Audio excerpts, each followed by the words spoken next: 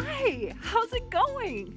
I am so glad that you are here with me today at church. We are going to have a blast at Living Faith Kids today. Hey, if you are watching, I would love it if you could invite your parents to comment on Facebook or YouTube and tell me that you're here. I want to be able to say hi to you in a little bit.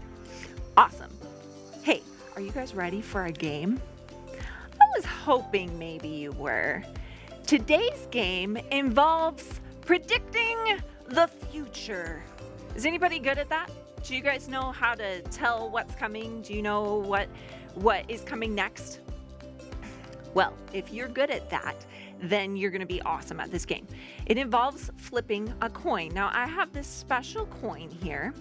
It has two sides to it. If you know anything about coins, you know that one side has a head on it. We call that side heads.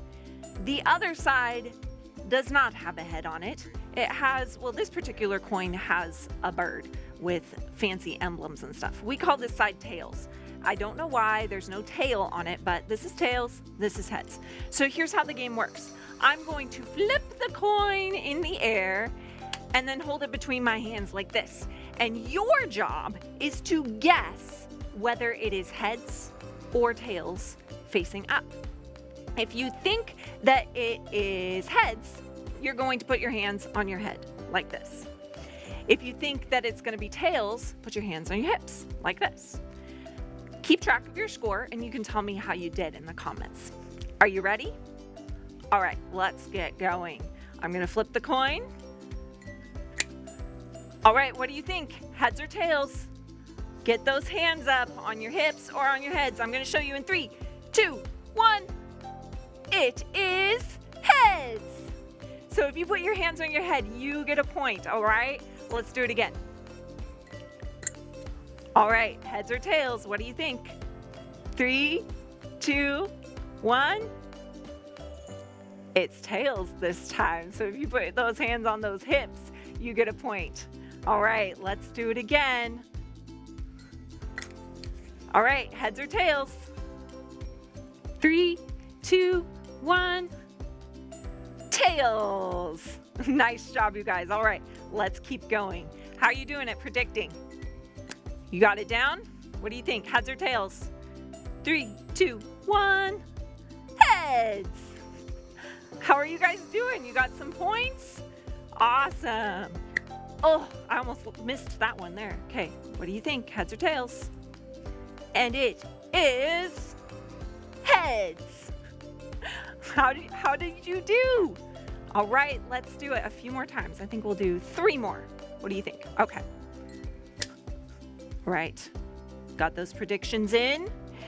And it's tails. All right. 2 more times. Now, I want you to be extra careful to be 100% certain of your prediction. Okay, I think that you can do it, right? You guys are good at predicting the future. You know what's coming, don't you? Right? Let's see how you do. Okay, 2 more times. It is tails this time. Were you 100% sure? Maybe a little bit. Okay, 1 more time. Here we go. All right, the last one. Drum roll. 3, 2, 1. It is heads. Awesome job, you guys. I'd love to hear how you did. You can go ahead and ask your parents to comment and tell me, how did you do? How many points did you get? Were you 100% correct every single time? Now, even if you were 100% correct every single time, were you completely and totally sure every single time? There was always a little bit of a chance that if it was heads, there was always a little bit of a chance it was going to be tails, right? We didn't know for sure. I didn't even know when I flipped that coin in the air. I didn't even know what it was going to be. So here's the interesting thing about that. We don't know what's coming. We have no idea what the future holds. The only person who really knows 100% of the time what this coin is going to be, you guys know. Who is it? That's right, it's God.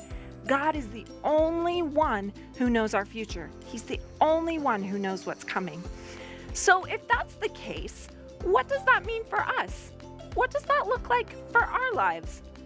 Jesus told a story about this, and we're going to check it out in today's Bible story. As Jesus traveled and taught, huge crowds began to gather, hundreds of people, and then thousands of people. Men and women elbowed each other and jostled, trying to get closer to Jesus, shouting out questions. And one young man was more determined than most. We'll call him Jed. He hustled through the streets, and he was dragging his brother, whom we'll call Obi, along with him. "Out of my way! Move it!" Obi tried to apologize to the people that Jed had bumped out of the way. Sorry. Pardon us." Jed glared back at his brother. "Jesus is gonna tell you? Can we just talk about this? All you ever give me is talk. I want what's mine." I don't want to argue, okay? Jed had stepped on enough toes to clear a path straight to Jesus, and he called out to him loudly. "Teacher!" Jesus turned and looked straight at Jed and Obi. Jed grabbed the shoulder of Obi's tunic. "Tell my brother to split the family property with me." Jed smirked, certain that Jesus would finally make things perfectly fair. But as Jesus held his gaze, Jed began to wonder if he was going to get that easy answer that he had hoped for. "Friend, who made me a judge or umpire between you?" "Well, you're a teacher. You know what the law says." "Watch out. Be on your guard against wanting to have more and more things. Life is not made up of how much a person has." "But the law says..." Instead of answering Jed directly, Jesus told a story. And if he had told it today, it probably would have gone something like this. There once was a man who made his fortune growing sunflowers. Purty and tasty.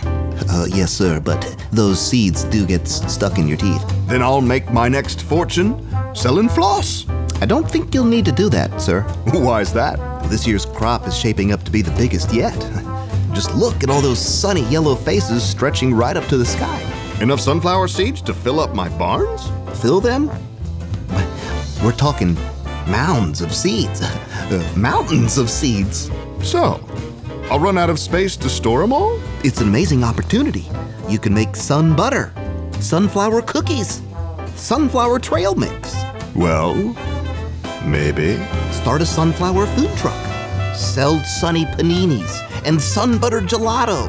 Think of all the people you could meet and hang out with. I don't know about that. Or better yet, give the food away. For free? Well, you've already got more money than you could use, sir. So, what do you think? Think? I think you think too much about something that's not yours for the thinking. So, no food truck? No food truck. What about the sunflower trail mix? You'll be hitting the trails unless you do exactly what I tell you. I want you to tear down my barns. Me? I'm not very good with the crowbar, sir. Hire somebody, and then get me somebody to build bigger barns. Better barns.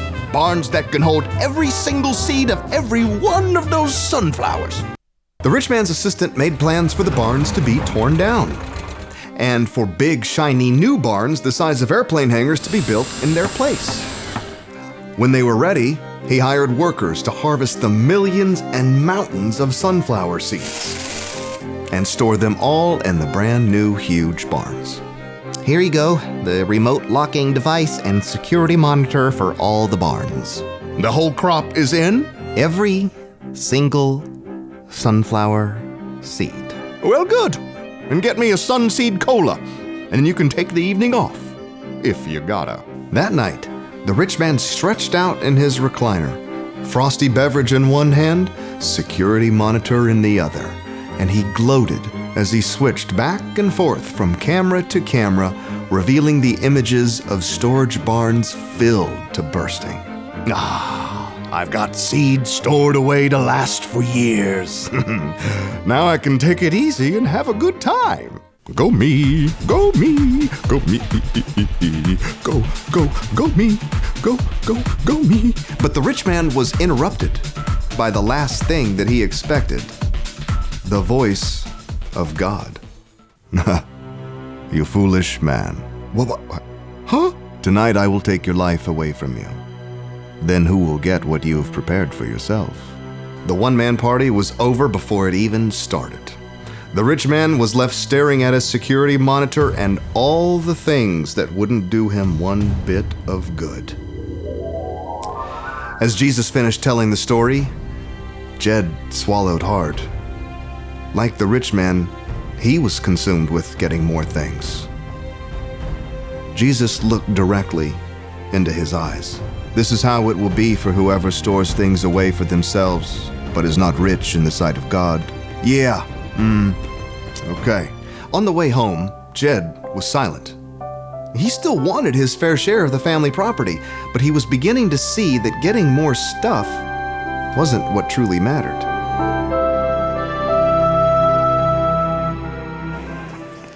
Wow, that was so crazy. That guy thought that he could predict the future. He thought he knew what was coming, so he saved all of those sunflower seeds. But then what happened? Did he have them after all? He didn't. They didn't matter after he died. They didn't matter at all. Let me read you this verse that Jesus said. It's actually found in Matthew chapter 6, verse 20. And here's what Jesus said. He said, "Store your treasures in heaven, where moths and rust cannot destroy, and thieves do not break in and steal." Wow, so Jesus says to store our treasures in heaven. Now, what are our treasures? Our treasures are the things that are most important to us. And how do we store them in heaven anyway? Like, I can't throw that coin up to God and have him catch it and hold on to it for me, can I? No. What Jesus is talking about is that the things that are most important to us should be the things that show that we love God and love others. That's what he asks us to do. That's what's most important. So my question for you today is this. It's kind of a test to see where your treasure is. The question is, how does it make you feel when you give generously? For example, that man had many sunflower seeds that he could give away, and he could give a lot of them away, but he didn't want to, right? He wanted to keep them all for himself. If all we want to do is keep everything that God has given us just for ourselves, it probably shows that our treasure is here on earth and not in heaven.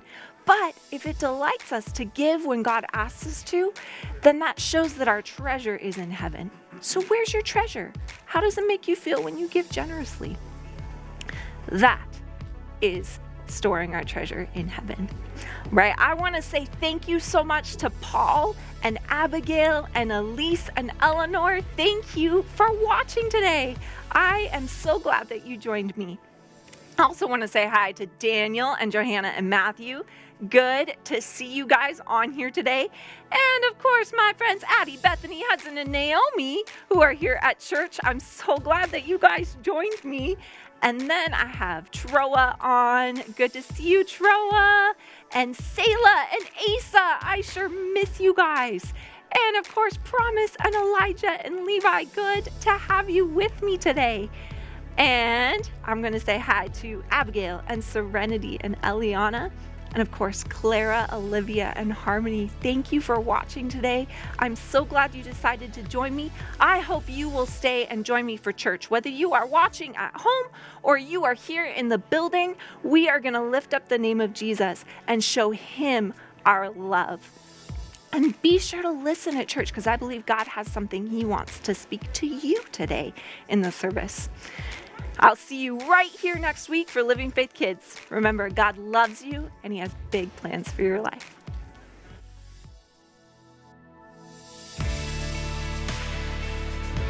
What does it mean to be humble? To share your things to others and share your toys and share all your pictures. Being humble means giving up what you could have so other people could have the same thing. Being a team player and not bragging when you get to do something really good. Being kind and someone else go first.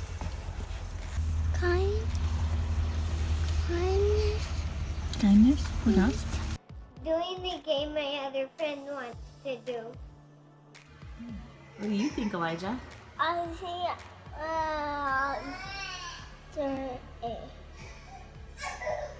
Assistance. Assistance. Okay.